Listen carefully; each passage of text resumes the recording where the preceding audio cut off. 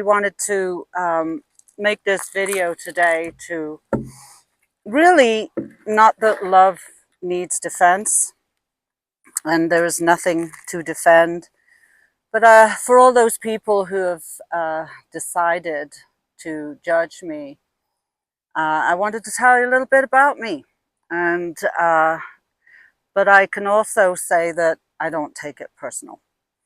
So, and always, as always, because as within, so without. So generally people who love themselves and honor themselves and value themselves aren't mean.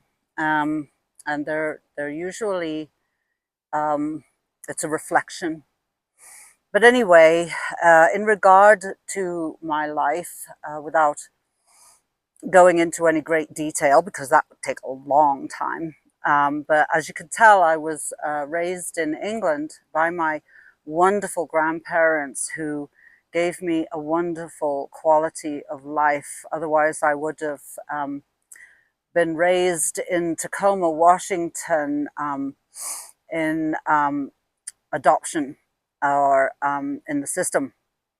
I was only 16 months old when I left for England. And so when I was in England, though, there was no mention about my heritage. And I knew had pictures of my father, and he looked, different. And I don't even know if I knew he was Indian. I know, I know one thing, though, when I was growing up, I would always get upset when I would see Indians being hurt and killed. I don't like the cowboys too much, and so it really bothered me. But then going much further, when I first came to America as an adult, I went to various states, but I went to Oregon because that's where my mom and dad lived. And I never knew them, so I went and saw my mom, and then I wanted to go and see my dad. And so I'm so glad I did, even though I was told not to because of all of the negative things about him. And so I decided to go anyway. And I met him, and I'm so glad I did, because it was the one and only time that I did meet him. And he is a Silk.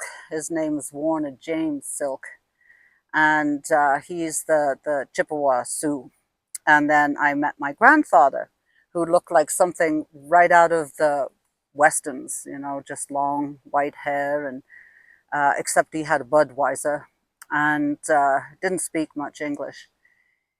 And so that was my introduction, and I met my brothers from his second wife, who were full blood, and two sisters and a brother. And that was really cool to know. And I was excited about learning about my heritage. I thought it was really cool, especially coming from England, And so, but my first realization of the ignorance of and the judgment in Oregon that I received, and this is the prejudice that the natives have experienced. When I went on a date. I went on a date with this cowboy who had like Bigfoot, and you had to climb into his truck to to get in there. And I was telling this potential date, whatever, about my discovery of being of native blood, and his response was, well, I wouldn't brag about being a half-breed if I were you. And so I had adapted a little bit in the few months that I had been there. So my response was pretty quick. And I said, I'd rather be a half-breed than an inbreed. And so then, needless to say, he kicked me out of the truck and the date was over, And so, and even though I heard it there that this is made from beaver hide, it's actually bear skin. And I was gifted this beautiful drum by one of my clients, and I've never owned a bearskin drum before. It has a beautiful tone, and it's just such a beautiful, valuable gift. And anytime you're gifted it, it just has so much more meaning than just buying it yourself. And also, you know, in response to the judgments that I received, there is, you know, I don't know a lot about the culture. I've been learning probably over these last 20 years, and I respect and honor the ways. And I have learned a lot. And no, I don't know any, I haven't remembered any Sioux songs as of yet. The one that I sang is the only one that I do, and it's because I love it. And it's a Cherokee song, the morning song, and it's beautiful. But I do want to learn more Sioux songs and even Chippewa. I haven't been to the reservation yet, as of yet, on White Earth, but I am going this trip. And so I'm excited about that. I have relatives over there, and I didn't make it the last trip because by the time I left Standing Rock, I was bushed. I was so tired of being in my car for a month that I really wanted to get out, you know, and get back home. So this time I'm going out again, and but it was just important for me to address these issues that were coming up. And it's just ignorance, and you know, ignorance is a bar against all humankind, you know. And it's what is the expression, um, disapproval before investigation, and it's contempt. That's it. It's contempt prior to investigation. And that's also what's wrong with the world right now. There's people having all of this contempt before investigation, and it's like, maybe do a little research before you are, you know, so quick to condemn and judge your brothers and sisters out there. And you know what we really need, guys, is love. We really need to be one and supporting one another. And you know, the most important thing is not just a show here. And as you can see, if you look on my website, I have a lot of beautiful reviews, and I've seen thousands of people, and I've helped them heal themselves so that they have a better quality of life. When they leave me, they feel lighter, they feel freer. And it's not just native ceremony that I use.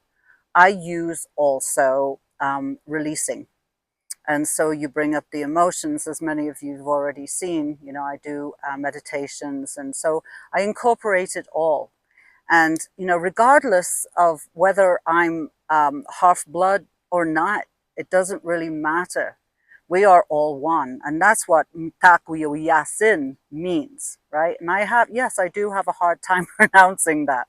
Certain, like Dakota, say it a little bit different. Lakota say it a little different. And so they have their own dialects too, in right by each other. But that is an important thing to say, because if you, whoever judging me out there, is interesting, because what does that mean? You know what it means. It means we are all one, and all our relations are all one. There is no separation, whether you're white, brown, whatever the color of your skin, black, even though they say yellow, but I've never seen a yellow person. But, and I hope that you will follow me in my United We Stand in Love campaign. And this is my mission. I've given everything up for this mission, and it was a calling, and it is a calling, and I will continue to do this calling. And so you can follow me and subscribe if you will, because the more subscribers that I get on YouTube, the better, which is at Elizabeth Silk 7777. And you can find me on Google, Elizabeth Silk, and I'm here to help. And I feel that, you know, I'm sad that you judge someone who is actually trying to make a positive difference in this world. And so, yeah, And so, like I said, I don't take it personally because I know who I am, and I've worked long and hard on who I am, and a lot more has to be revealed because I know I'm not perfect, and I believe that, you know, I choose to see the God in people, regardless of appearances. And so the even, you know, the simplest thing that you can do is be kind to yourself and to others. And that is that. That's why that's my little ending. So be kind to yourself and to others. And God bless you all. I love you all, even if you don't love yourself. And have a wonderful rest of your life and live your happily ever now.